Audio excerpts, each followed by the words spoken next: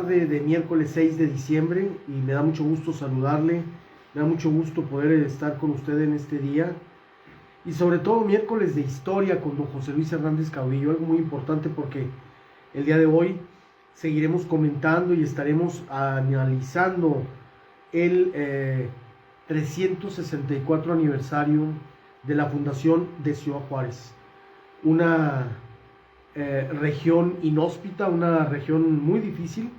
Sin embargo, se han impuesto los valores y se han impuesto la tenacidad y la perseverancia de muchos juarenses que desde 1659 están aquí en esta frontera. El día de hoy me da mucho gusto recibir a don José Luis Hernández Caudillo aquí en su espacio de todos los miércoles. Y bueno, el día de hoy con un invitado muy especial. Así que yo agradezco mucho a don José Luis, le agradezco su presencia y también le voy a agradecer que nos presente a nuestro siguiente invitado. José Luis, muy buenas tardes, bienvenido a su espacio en La Mira. Muy buenas tardes y aquí de nueva cuenta platicando la historia. El día de hoy nos acompaña el señor Rodolfo Ríos.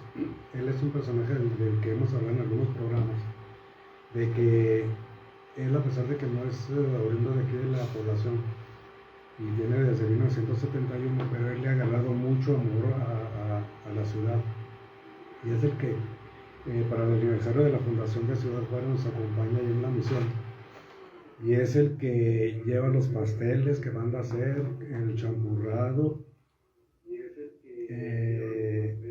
el mariachi, y pues se hace un evento, pues yo creo que muy significativo, como se lo merece la ciudad que nos ha visto llegar con muchos sueños, con muchas ganas de progresar, y pues no hay otra forma de agradecer a la hospitalidad que nos ha dado la ciudad. El señor Rodolfo Ríos pues es oriundo de Parral, Chihuahua, y cada año pues nos acompaña ahí en el evento y pues él dice que a él no le interesa gastar lo que cueste el evento, sino que pues es también el agradecimiento a lo que le ha dado la ciudad. Así es, señor Ríos, buenas tardes, gracias por estar, Rodolfo, aquí con nosotros. Buenas tardes a todo su auditorio. Es una cosa muy bonita poder celebrar a Ciudad Juárez, porque aquellos que apreciamos lo que tenemos aquí en esta ciudad, nuestra propia historia de cada uno de nosotros que vivimos día a día, y ver cómo poco a poco tenemos que ayudar a la demás gente a apreciar, no al nivel de cada uno de nosotros, sino que cada quien independientemente y dentro de su capacidad aprecie lo que Ciudad Juárez nos brinda. Afortunadamente tengo desde el 71, más o menos en estas fechas, en invierno del 71 que estoy aquí. Y mi padre siempre le gustó visitar Juárez cuando los indios de Juárez, el béisbol profesional de la Liga Mexicana. Y yo cada vez que salgo, regreso siempre a Ciudad Juárez. Es por eso que la canción Paso del Norte siempre la he llevado en el corazón. ¿Por qué? Porque salía y dejaba atrás a esta frontera.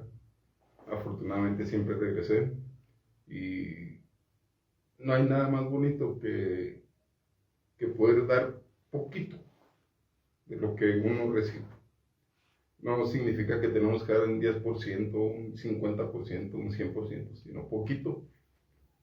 Con un grano de arena hacemos la montaña y podemos tener más fe en nuestra ciudad.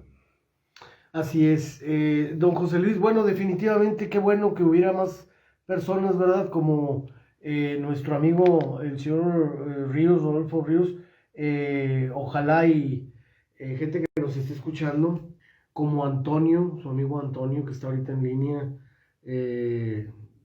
también otra persona que ha contribuido. Antonio León. Antonio León. Daigoro también está ahorita en línea, así que pues les mandamos un saludo. Le está mandando saludos a los tres, dice, excelentes personas que contribuyen a la cultura, dice Daigoro. Sí, cómo no. Antonio León también le está mandando saludos. Ah, qué bueno, un abrazo, Antonio. ¿Qué más nos puede decir, don José Luis? No, pues es que yo estoy muy agradecido con esta ciudad y siempre me ha gustado comentar la parte histórica que tiene y los hechos relevantes que ha tenido evento aquí en nuestra comunidad.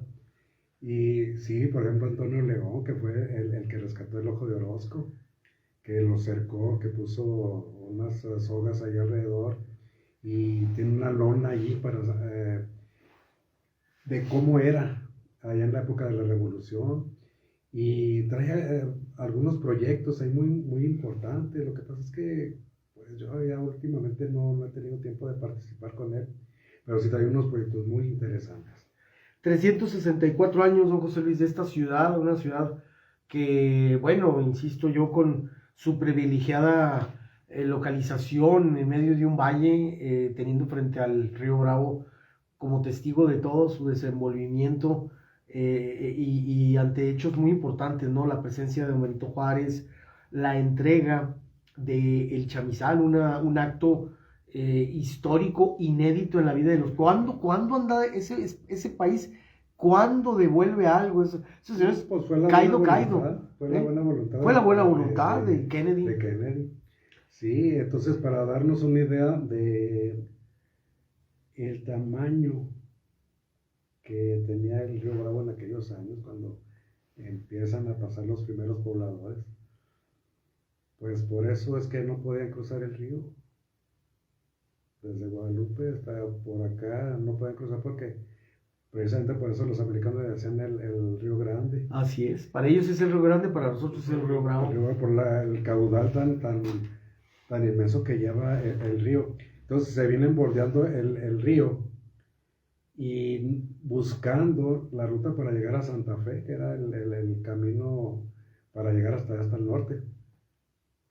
Por eso el señor Burciaga, que es licenciado en Historia, y yo hemos coincidido junto con otros personajes de que la fecha oficial de la fundación de Ciudad Juárez no es el 30 de abril de 1598, como lo quieren hacer aparecer muchas personas, que Juan de Oñate pasa en aquella fecha, pero nada más pasa, no se detiene, no levanta un acta, no nada. Va buscando la manera de llegar hasta el norte, y por eso se va por toda la orilla del río Bravo, hasta allá por el rumbo de donde está la mojonera del primer monumento, que marca el límite de los estados de Texas, Nuevo México y Chihuahua. Entonces se van y ya pues no pasa desapercibida la fecha. Es hasta que viene Fray García de San Francisco. Fray García de San Francisco. Anteriormente había otros 2 intentos de fundar aquí una comunidad, porque por aquí andaban los indios Banzos y algunas otras tribus, pero eran unas tribus seminómadas, no estaban establecidas, pero andaban aquí merodeando del rumbo. Y es hasta que llega Fray García y la única manera con la que logra convencerlos de que los deje fundar la misión es ofrecerles vino de consagrar. Lo prueban, se les hace muy sabroso y les dice, pues si me dejan establecerme aquí, les digo cómo hacer el vino. Pues con esas condiciones lo dejan que construya ahí la misión. En el lugar en donde está actualmente. Donde está ahorita, el domingo 8 de diciembre de 1659. Pero ahí sí se levanta un acta.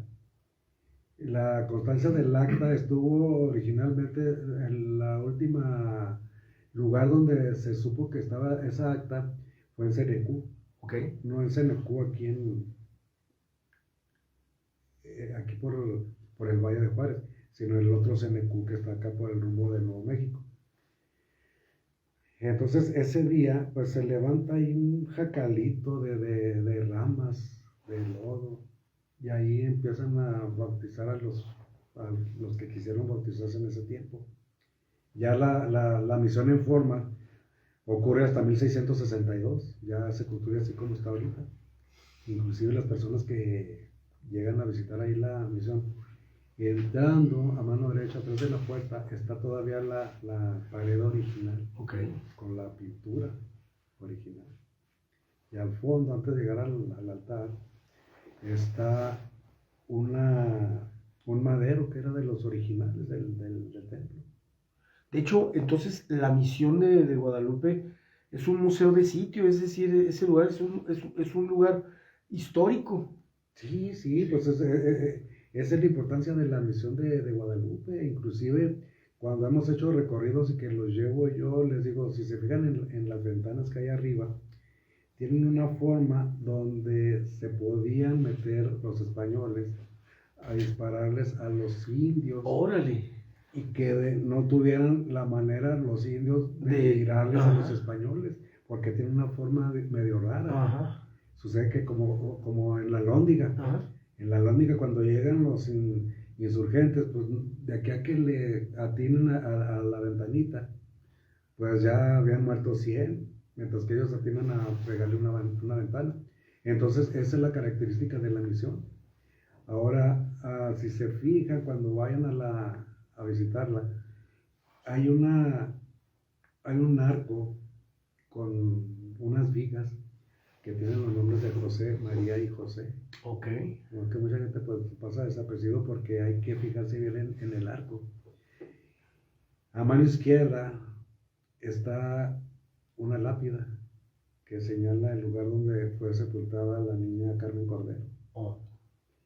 Del lado, buscando información, del lado derecho donde está el órgano, nada más que está demasiado pesado, que se necesitan varias gentes para poderlo levantar, existe otra lápida.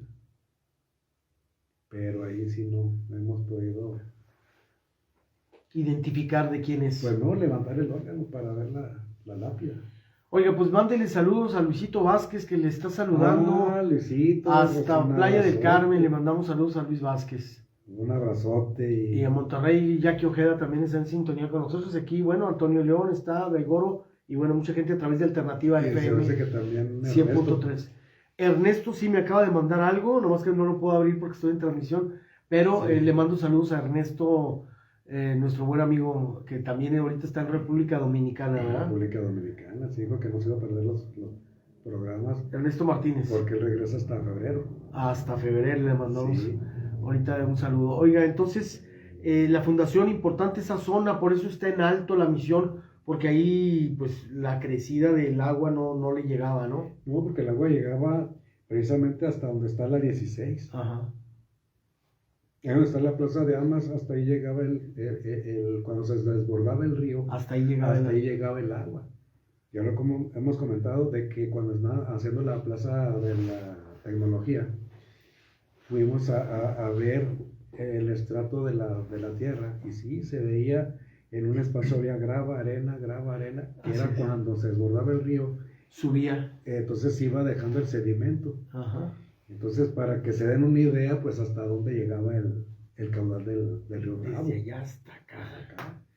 Si se fijan, por ejemplo, el trayecto de la calle Vicente Guerrero, cómo está medio sinuoso el camino, porque pues era hasta donde llegaba el desbordamiento del río, y hasta allá pues se fue respetando, cuando ya no había agua, pues se fue haciendo el camino. La 16 cómo está también es la Lerdo, la calle más chueca que hay aquí en Juárez también. Entonces era por eso, por el caudal del río.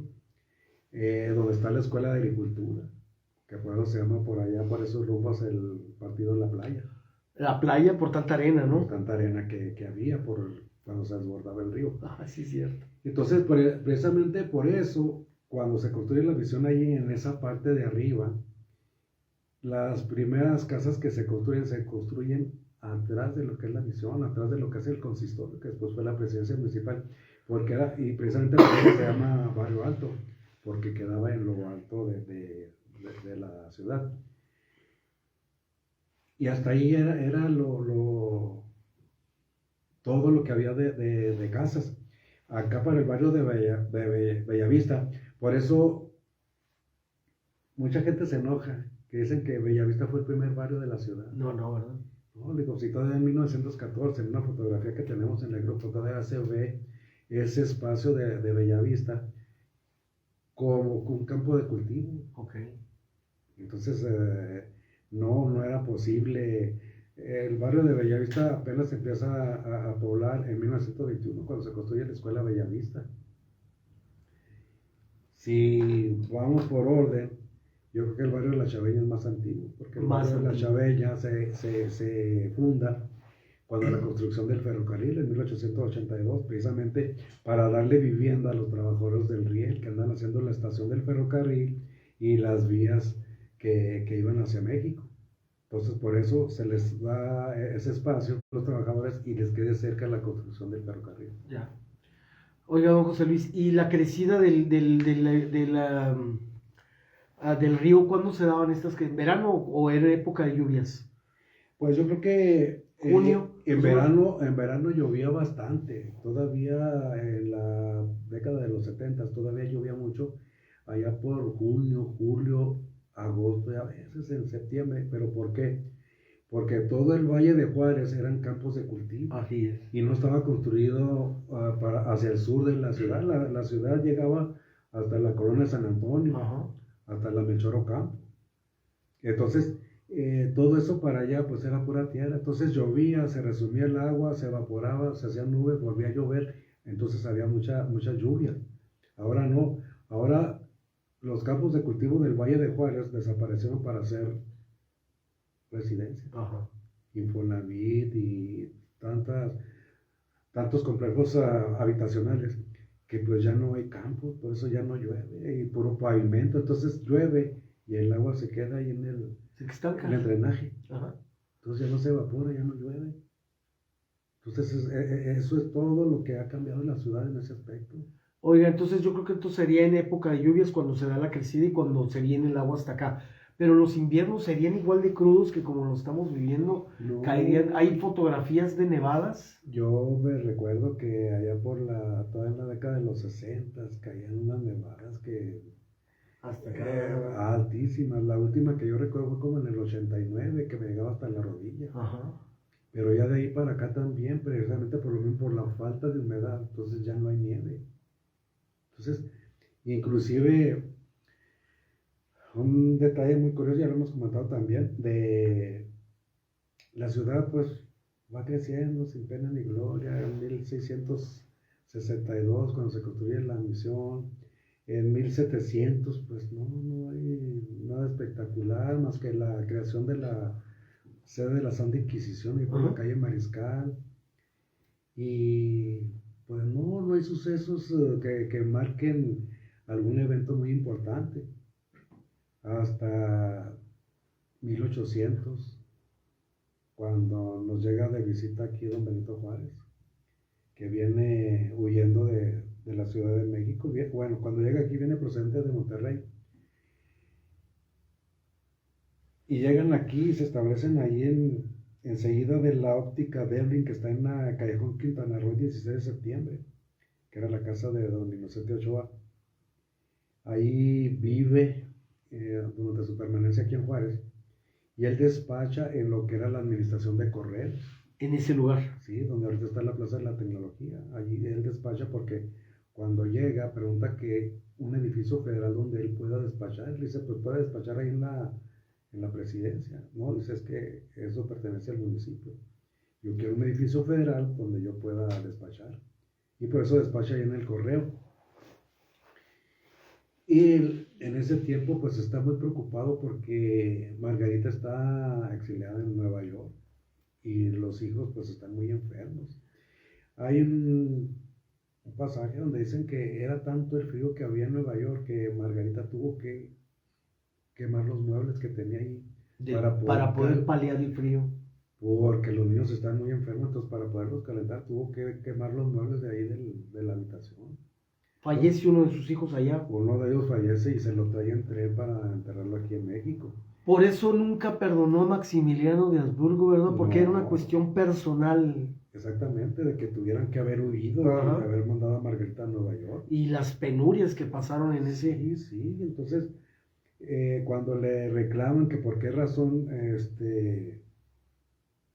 le hacen juicio a Maximiliano, dice, es que el juicio no se lo estoy haciendo yo. Dice, yo estoy actuando conforme a las leyes. Entonces, conforme a las leyes, es que no soy yo, es el pueblo de México el que decide que hay que castigarlo. Entonces, también a Miramón, la esposa de Miramón, Fue a rogarle, ¿no? fue a rogarle y dijo que no. Y pues que Miramón pues es un traidor a la causa. Y nunca le perdonó Carmen, la esposa de Miramón, a Benito Juárez. Porque cuando muere, bueno, fusilan a Miramón, lo entierran en el panteón de San Fernando, allá en México. Cuando muere Benito Juárez en 1872, desgraciadamente entierran a Benito Juárez cerca de la tumba de Miramón. Entonces, en cuanto se da cuenta, doña Carmen, ¿Qué dijo Melodes? dijo, voy a sacar el cuerpo y se lo llevo y lo tienen ahí en la Catedral de Puebla. Ok. Entonces son detallitos que se van ahí dando en la historia de cómo están sucediendo los hechos. Y él sí, Benito Juárez aquí batalló mucho, precisamente pues él su rutina era irse de ahí de las 16 y Quintana Roo a despachar al correo. Y en las tardes preocupado se venía aquí a la Internacional y Mejía. Aquí, en esta misma cuadra, aquí a la vuelta. Sí, aquí a la vuelta. Ahí estaba el local donde llegaba la correspondencia, a ver si llegaba carta. Entonces, hay algunos recortes de periódicos de la época donde dicen que don Benito Juárez vivió allí, donde está el correo, pero no es cierto. Él se queda un día a dormir en ese local, porque cuando llega en la tarde cae un aguacero muy fuerte. Ya no se pudo. Entonces ya no pudo salir, pues no le quedaba muy lejos la casa de Inocente Ochoa. Pero como estaba en la calle de puro lodo, la carreta no podía avanzar. Entonces se quedó a dormir esa noche ahí en el correo. Platican que a veces en las tardes cuando venía aquí al correo, se iban Lerdo de Tejada y don Benito Juárez, se iban por todo el borde del río. Se iban platicando. Dice, así que, de manera que ese cerro que está allí, eso ya es de Estados Unidos, sí, es la montaña Franklin. Digo, estamos a un paso de que si acaso nos llegan las fuerzas imperiales. Las fuerzas de Maximiliano, dice, pues nada más estamos a un paso de cruzar ahí el río y, no, eso jamás lo voy a hacer, de abandonar el país. Eso sí sería una traición a la patria. Entonces, ¿él nunca se cruzó el paso? Nunca. ¿Nunca? Inclusive el general que estaba en el Fort Bliss, que en aquel tiempo estaba allá por el rumbo de las Compuertas, le ofreció, le dijo, señor presidente, le tengo una habitación exclusivamente para usted, bien acondicionada para en caso de algún problema, usted pueda trasladarse al paso y vivir ahí en el Fort Bliss. Te conocen, ¿no? Muchas gracias, pero yo no puedo hacer tal cosa. Entonces, ¿las fuerzas imperiales hasta dónde llegaban? ¿Hasta Chihuahua? Hasta Chihuahua. Ah, ok. Entonces les dijeron que aquí en el norte había un desierto. Entonces, con la experiencia que habían tenido allá en Europa, dijeron, no, pues es que cómo vamos a atravesar un desierto, pues no estamos en condiciones de sufrir ese clima tan extremoso que nos puede ofrecer un desierto. Por eso no avanzaron hasta acá. Pero sabían que Benito estaba aquí, don Benito estaba aquí. Se dieron cuenta que aquí estaba. Inclusive, acuérdense que el gobierno de Colombia, en mayo, le mandan a un emisario, donde le dan el título de Benemérito de las Américas. Okay. Entonces le dicen al jinete, vaya y lleve este nombramiento y entrégueselo a Benito Juárez, es el presidente de la República Mexicana. Entonces, ve, ¿y dónde lo encuentro? Por cualquier persona que le preguntes, él te va a decir dónde está Benito Juárez. Y se viene cabalgando y lo encuentra, y que a principios de mayo del 66 es cuando llega y lo encuentra. ¿Aquí en Juárez? Y le hace entrega del nombramiento como Benemérito de las Américas. Oiga, ese pasaje es muy importante, don José Luis. Ese pasaje sí deberíamos de rescatarlo por la importancia, porque todo mundo, hoy simplemente en la mañana, 2 veces me dirigí a Benito Juárez García como el Benemérito de las Américas. Entonces, saber que esa distinción se la dieron aquí, la recibió en Juárez, es algo muy importante. Y luego cuando la recibe dice, no, es que no, este nombramiento es inmerecido, yo solamente estoy cumpliendo con mi deber como mexicano. Es que es inmerecido, ¿no? Pues de todas maneras, mire, el gobierno de Colombia le hace entregar este nombramiento. Y lo más importante, eso me da a entender, don José Luis, que el gobierno de Colombia estaba respaldando la República de don Benito Juárez y no el gobierno del Imperio de Maximiliano. No, muchos países de América del Sur le dieron la espalda. Estaban apoyando a Benito Juárez y a Maximiliano, pues lo estaban viendo como intruso. Exactamente. Oiga, Abraham Lincoln, porque también de algún modo tenía una buena relación con México, en ese entonces era el presidente, ¿no? Desgraciadamente en esos mismos días es cuando fallece Abraham Lincoln. Ok. Entonces él ya le manda las condolencias al pueblo de Estados Unidos por la muerte de Abraham Lincoln, que casi coincidían, que tenían los mismos ideales, tenían las mismas ideas. ¿Y Lincoln tampoco respaldaba el gobierno del imperio? El imperialismo, no. Okay. Porque se ve que pues, era una intervención de Europa. Por eso a Miramón y a Mejía nunca los pudieron ver, que fue de las personas que se fueron hasta Europa a traer un emperador. Es decir, es que necesitamos que alguien los gobierne allá en México. Y le pintaron un país muy bonito. Sí.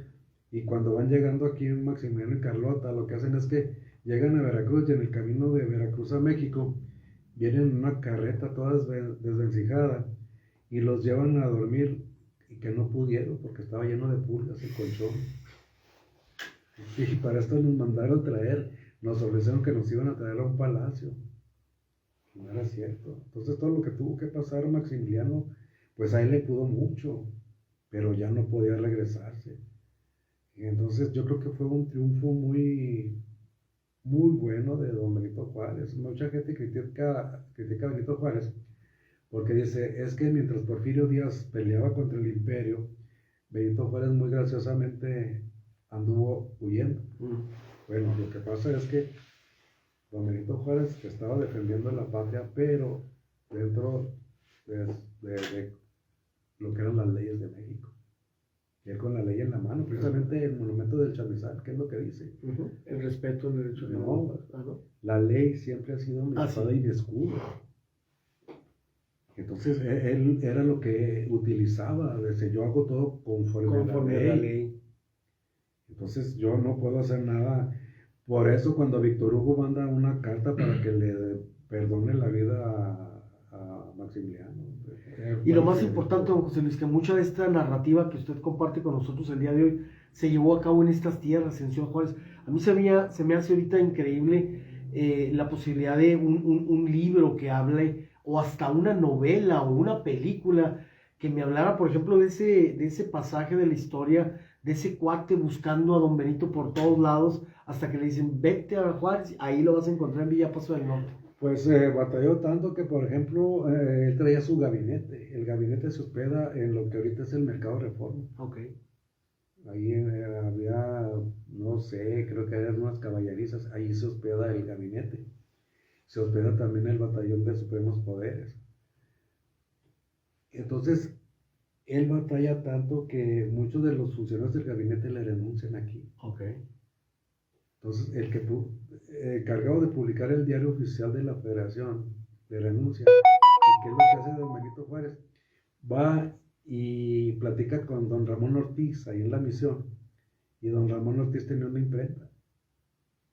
Entonces, ahí empieza Benito Juárez a hacer el diario oficial de la Federación. Nada más, qué cosas tan impresionantes. Don Benito Juárez había tenido experiencia porque cuando él llega de Oaxaca, de San Pablo Guelatao a Oaxaca, que empieza a trabajar ahí con el padrino que lo mete a la universidad, se enseña a manejar las cosas de la imprenta y todo eso.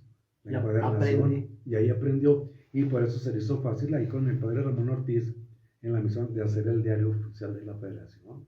Entonces muchos de los funcionarios le renuncian. Es cuando él decide emitir un decreto aquí en Juárez donde dice que debido a las circunstancias y por el hecho de que no hay estabilidad política, que él prorroga su mandato hasta en tanto las condiciones del país le permitan nombrar al candidato a la presidencia. Don José Luis, déjeme hacer una pausa, pero ahorita regresando vamos a hablar bueno, ahorita don José Luis de una manera muy, muy interesante nos hizo ver el pasaje de don Benito Juárez por estas tierras, pero luego viene la visita de Porfirio Díaz, su estancia también aquí en Ciudad Juárez, viene la construcción del monumento a Benito Juárez, y luego viene ese decreto en 1888 en donde de algún modo se le llama, deja de ser villa para convertirse en ciudad, y le ponen Ciudad Juárez en honor al Benemérito de las Américas. Y luego don José Luis también va a abordar con nosotros el tema de la Revolución Mexicana, que también Juárez fue protagonista. Es decir, que esta tierra, esta zona ha sido pródiga en hechos históricos que han forjado y han formado a nuestro país. Muchas gracias a nuestros amigos de Alternativa FM 100.3. Gracias al diputado Gabriel García Cartú, que ha estado presente en este programa. Muchas gracias. Hasta Playa del Carmen, un saludo a Luis Vázquez. Nosotros vamos a continuar un poco más, pero antes déjeme agradecerle a la Universidad Autónoma de Ciudad Juárez, que el día de ayer entregó 17,000 juguetes a los niños a través del Santa Bombero. Estos juguetes se van a repartir junto con los otros juguetes que reparte el Santa Bombero en los días navideños. Usted ya sabe, ¿no? La tradicional entrega de juguetes por parte del municipio. Y bueno, también muchas gracias a nuestros amigos de la Junta Central y de la Junta Municipal de Aguas y Saneamiento.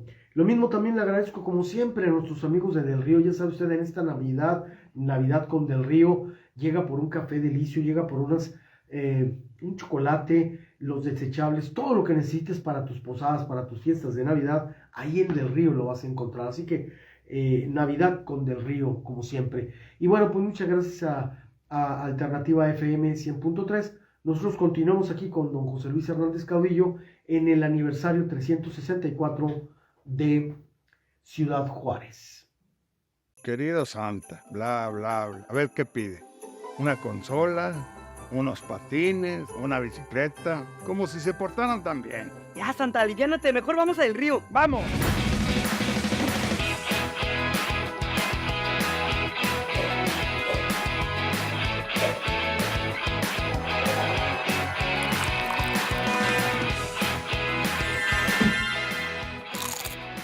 Como Santa esta Navidad, ven a Del Río.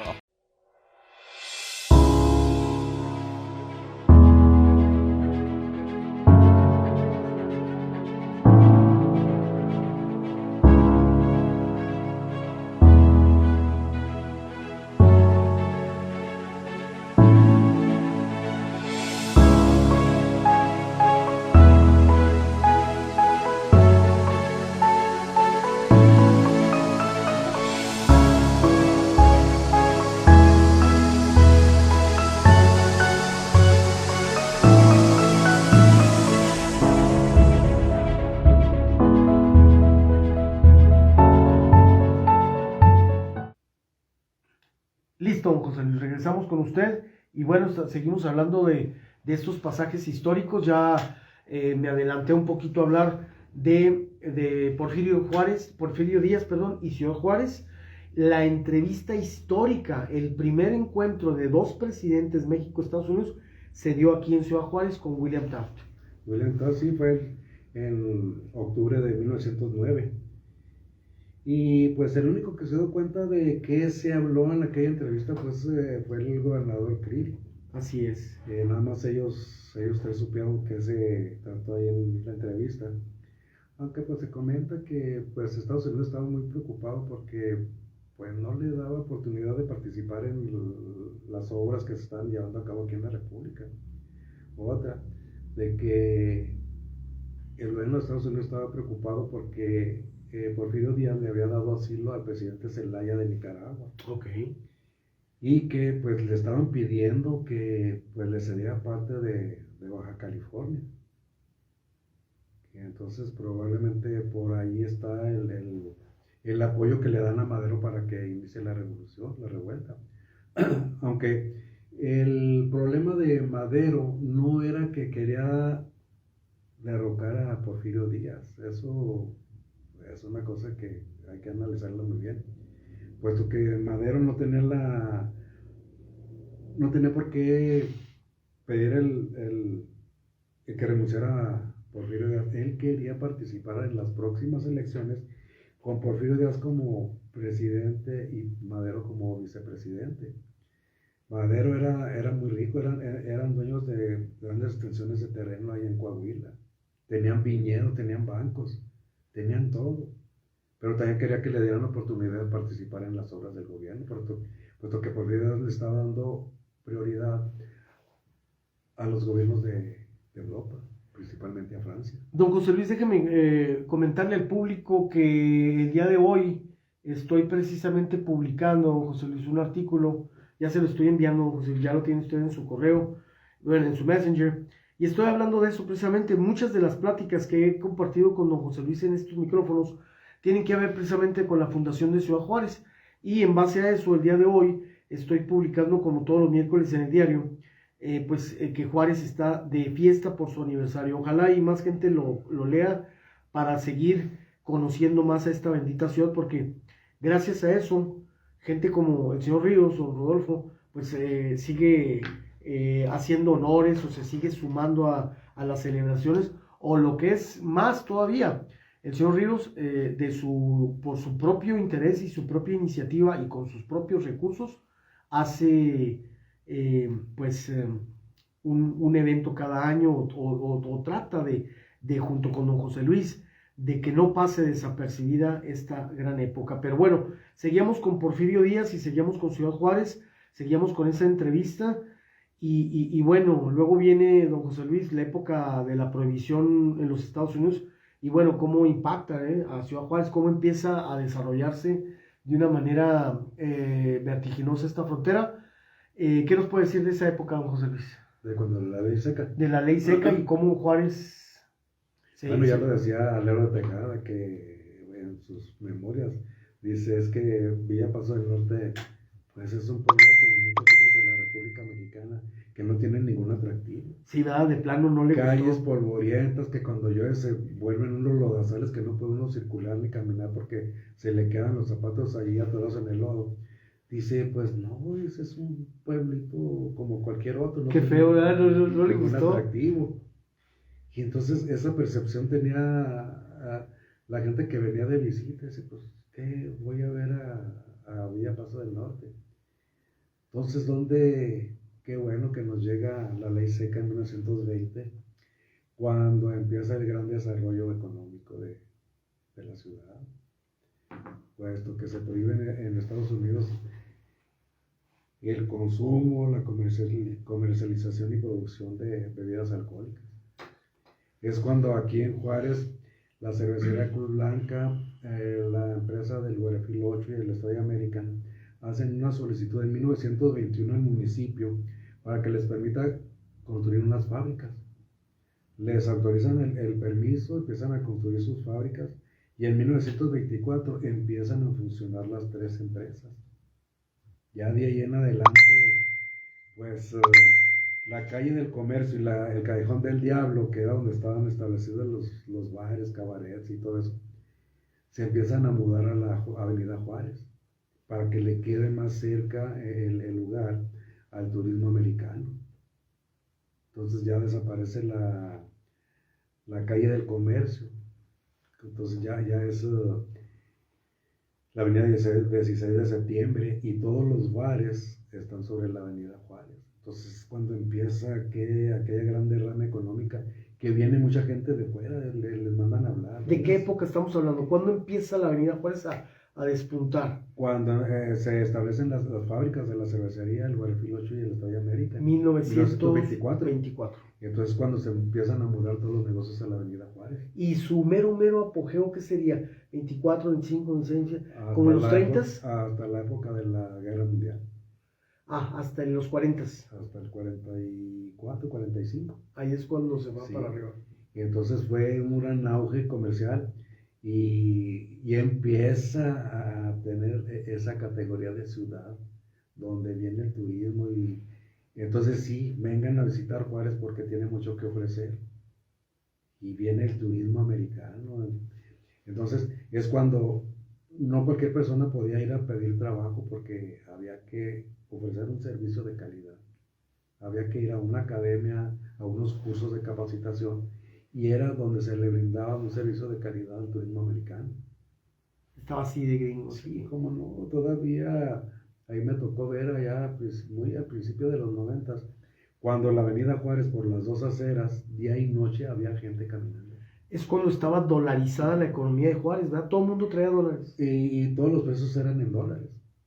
Ahora hay un detalle muy importante. Por ejemplo, cuando se funda la cervecería Cruz Blanca, los principales accionistas era don Timoteo y Medardo Cuellar, Raimundo S. García y Ulises Irigoyen. Empiezan a producir la cerveza Richelieu y cerveza Juárez.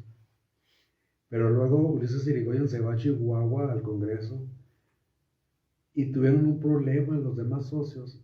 Entonces Ulises Irigoyen empieza a maniobrar para evitar que no se produzca la cerveza con el nombre de Juárez. Y desaparece la cerveza Juárez y la Richelieu. Entonces empiezan a producir la cerveza Cruz Blanca, la Chihuahua y la Austriaca. En el 67 ya se produce la cerveza Listón Azul. Luego también Ulises Irigoyen, siendo diputado ahí en Chihuahua, emite un decreto donde todos los negocios, porque todos los negocios que estaban sobre la Juárez tenían los nombres en inglés o en francés. Por ejemplo, el Molino Rojo, la Cigüeña, la Villa Española. La mayoría de los negocios que estaban sobre la Juárez tenían nombres extranjeros. Yo creo que para hacer un atractivo para el turismo. Y entonces él emite un decreto donde prohíbe que todos los negocios en la Avenida Juárez tengan nombres extranjeros. Y se les tiene que cambiar el nombre al español. Inclusive hay una fotografía que tenemos por ahí en el grupo donde ahí en el lobby había un letrero en la puerta. Dice, se prohíbe la entrada a mexicanos y negros. Entonces don Ulises Irigoyen también trabaja para evitar que haya esa discriminación entre la clientela. Wow. Pues todavía hasta hace poco con ese Kentucky que no dejaron entrar a una indígena, ¿no? Exacto. Y que era la gobernadora de los aguas aquí, sí, ¿no? Sí, entonces, Caramba. si nos imaginamos, por ejemplo, la década de los que pues, no había tal regulación, pero Ulises Irigoyen sí. ¿Cuál fue el trienio de Ulises? De Ulises, pues yo me imagino que ha sido como en los 40, entre finales de los 30 y mitad de los 40. Y Medardo y Timoteo Cuellar, pues ellos fueron los dueños de la ferretería La Norma. ¿Sí se acuerdan dónde estaba? También muy de Noche Triste y 16 de septiembre. Entonces ellos fueron los socios accionistas de la cervecería Cruz Blanca. Y el otro socio era Raimundo S. García, el de las casas de cambio.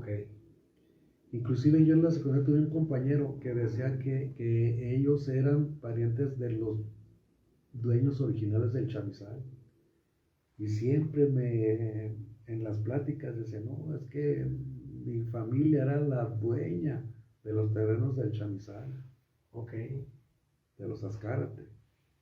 Entonces, pues fue una época muy bonita, donde cómo surge a partir de los 20 el auge económico. Muchas familias que vienen de fuera empiezan a trabajar y amasan grandes fortunas.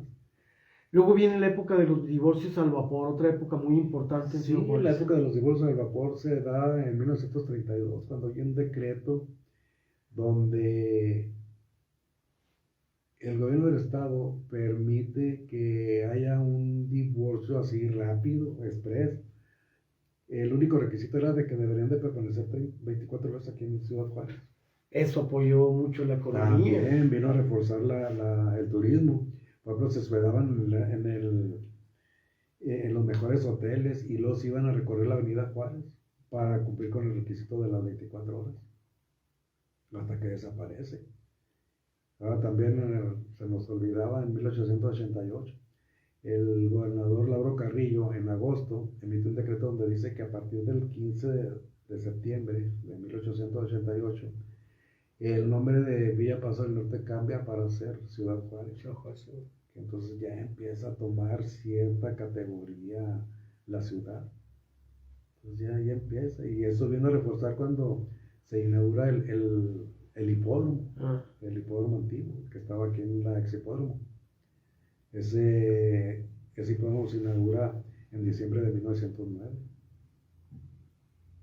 Entonces ahí en ese hipódromo un día va Francisco Villa y apuesta y gana una carrera, pero él piensa que todo lo que se juntó en las carreras era de él y se enoja y dice, no, pues es que yo gané, pues todo el dinero es mío. No, usted apostó en esta carrera, Nada entonces más. ese dinero es el suyo. No, no, es que todo el dinero es mío. Entonces, ahí en el grupo tenemos una foto donde está Carranza, ahí en el hipódromo con Villa. También le da otro estatus ese hipódromo a Ciudad Juárez, ¿no? Sí, cómo no. Porque la gente de lana viene a darle. Y luego después tenemos otro hipódromo que también fue una sensación en los 70, don José Luis. Si no, en el 64. En el 64. Sí, el hipódromo y galgódromo.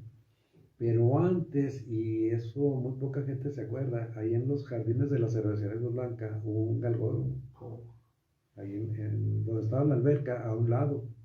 Ahí había un galgódromo chiquito, no tenía gran importancia.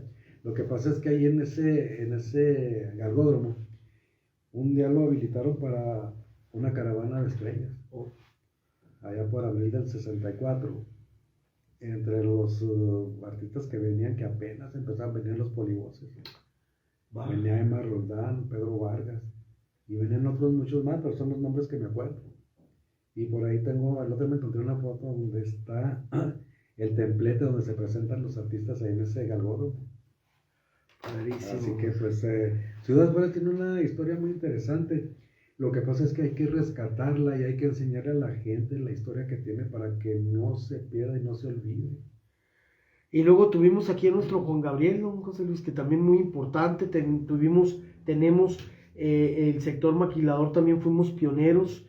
Y otro detalle que también se nos olvida a veces, Juárez también fue pionero en la alternancia democrática en este país. Fue de los primeros municipios que fue gobernado por la oposición, en ese entonces Acción Nacional. Sí, lo que pasa es que, por ejemplo, Francisco Barrio, él quiere participar de manera independiente en el Frente Cívico de Participación Ciudadana. Ajá. Pero la ley en ese tiempo no permite candidaturas independientes. Entonces tiene que participar por medio de un partido. Entonces él va al PRI y le dice, no, aquí ya tenemos nuestro candidato. Se arrima al PAN y dice, mire, yo traigo atrás de mí todo un equipo con dinero, con apoyos y todo eso. Bueno, la condición que le ponen es de que se va de candidato a la presidencia, pero se tiene que llevar un miembro de Acción Nacional como vicepresidente, como presidente suplente. Que fue Miguel Agustín Corral. Miguel Agustín Corral. Y fue el primer gobierno aquí en el municipio que emanado de la oposición. Y pudo haber sido el primer gobernador de oposición, pero Fernando Baeza le tumba la gubernatura y Ernesto Rufo gana. Pero hubiera sido Barrio el primero gobernador. El primer gobernador de la oposición. Más que Rufo le gana en el 89. Lo que pasa es que cuando ya está Barrio en la presidencia, para esto, Reyes Estrada empieza a construir la presidencia municipal. La presidencia municipal aquí cerca del río. Y cuando gana la oposición, antes de que esté terminado el edificio, se mudan de aquí de la presidencia de la Mariscal Para inaugurarlo. Para inaugurarlo allá, para que no lo inaugure Barrio. Entonces, Barrio inicia una protesta porque están maniobrando para impedirle que llegue como candidato a la gobernatura. Precisamente hay un detalle, cuando el terremoto del 19 de septiembre del 85, ese mismo día se le pide la renuncia a Óscar Ornelas como gobernador del estado, porque de México le dicen, ¿sabes qué? Tienes que cambiar la ley de tal manera que no se le dé oportunidad a Francisco Barrio de participar. No, es que yo no puedo hacer tal cosa, aquí el que tiene que maniobrar es el Congreso. Entonces no puedes, no, pues tu renuncia a Óscar Ornelas. Y es cuando le impiden a Barrio, le ponen muchas trabas. Y es cuando Saúl González Herrera asume como Saúl interino. González entra como supliendo a Óscar Ornelas. Okay.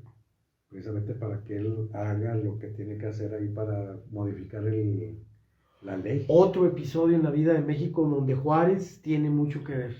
Sí, Juárez ha sido partícipe de muchos eventos históricos y lo que pasa es que pues han estado olvidando. Sí, eso del 86, pues acuérdense del verano caliente. El verano Que caliente. le roban la elección a Barrio. A Pancho Barrio.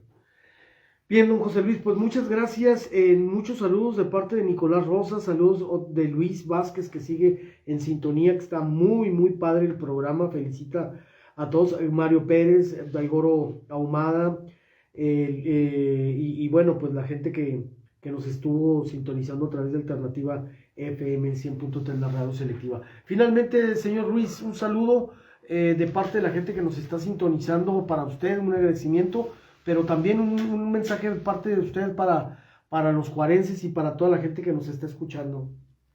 Mire, vivir aquí en Juárez es una cosa muy bonita porque nos ofrece muchas alternativas.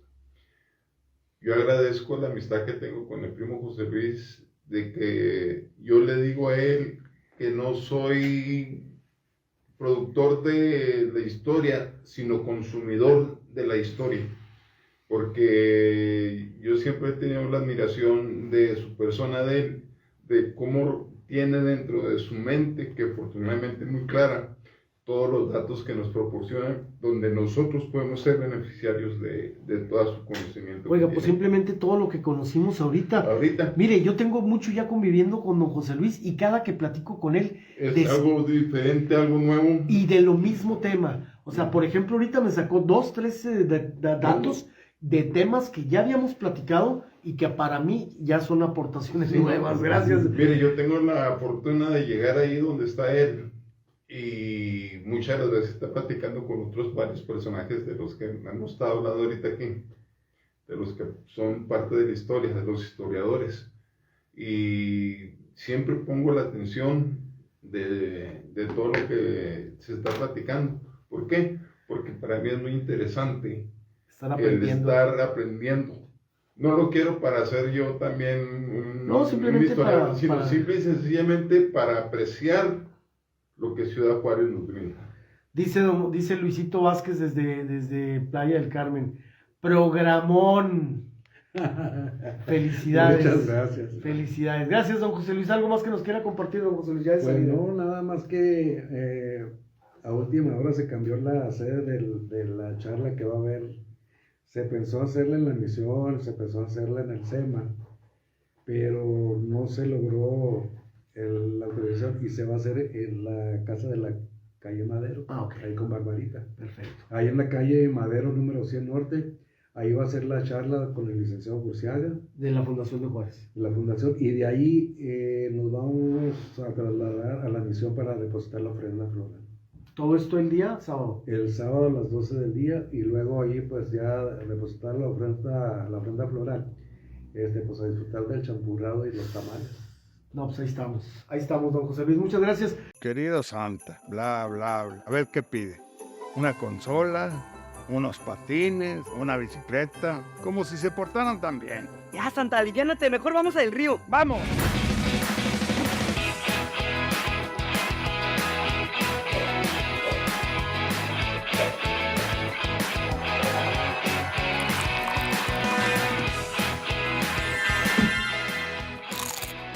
Como Santa esta Navidad, Pena del Río.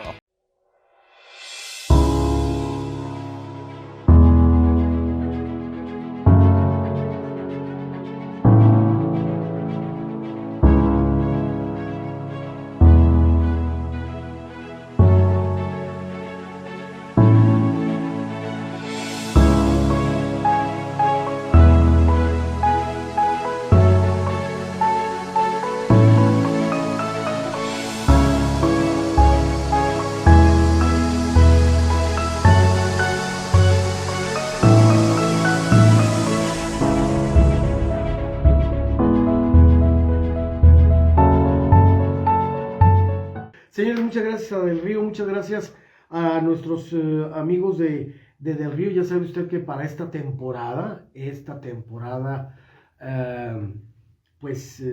de Navidad y de época decembrina, puede usted llegar a Del Río por lo que necesite, por un café, por un chocolate, un café delicio, galletas, donas, en fin, lo que usted guste y lo que necesite para todas sus reuniones de Navidad, ahí lo va a encontrar. Desechables, cervezas, hielo, vasos, en fin, cervezas, licores, Lo que usted necesite, una botella de vino para un regalo, ahí en Del Río lo va a encontrar.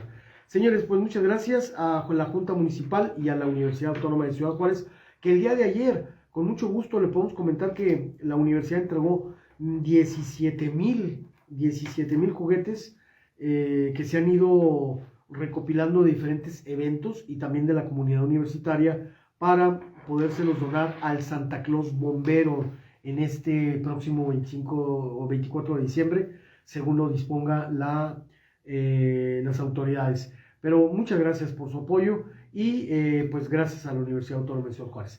Nos pregunta Mauricio Rodríguez, ¿qué pasó con las charlas de identidad juarense? ¿Ya las suspendieron? No, mi estimado Mauricio, ahorita don José Luis nos acaba precisamente de decir que se van a llevar a cabo este sábado en la Casa de la Madero, ahí con Bárbara García, en este proyecto tan formidable también que está haciendo Bárbara.